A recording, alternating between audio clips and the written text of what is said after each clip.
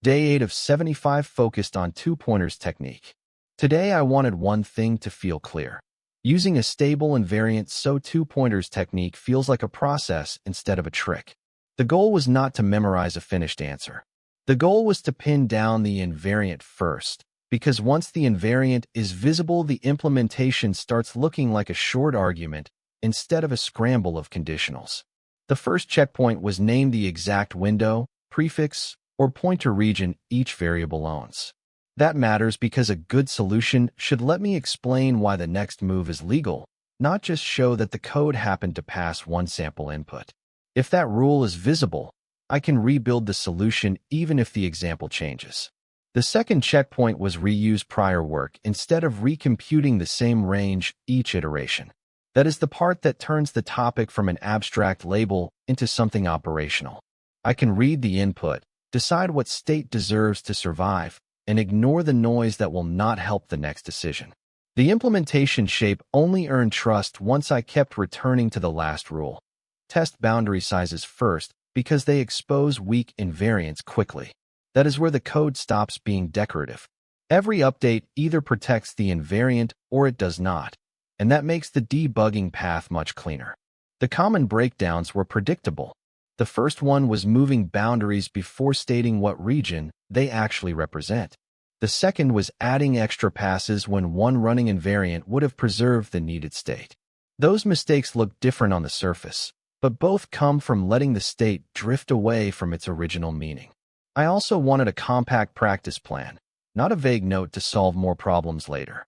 My rule was to state the invariant, trace one tiny example, and then confirm that each update still tells the same story. That kind of drill is small enough to repeat, but strong enough to expose weak reasoning quickly. What helped most is that two-pointers technique now feels like a repeatable decision process. If the input changes a little, I still know what question to ask first.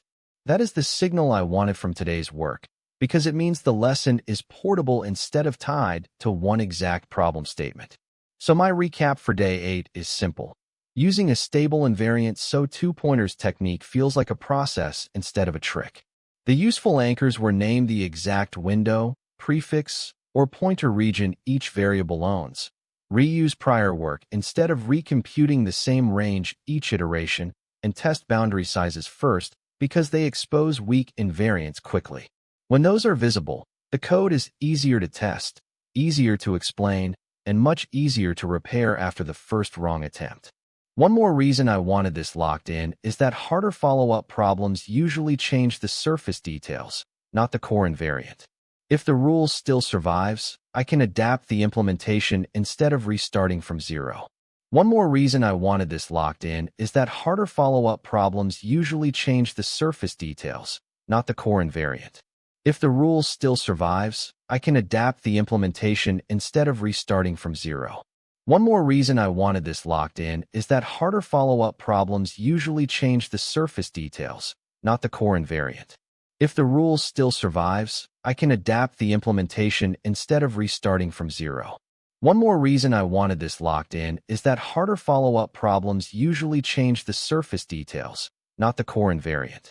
If the rule still survives, I can adapt the implementation instead of restarting from zero.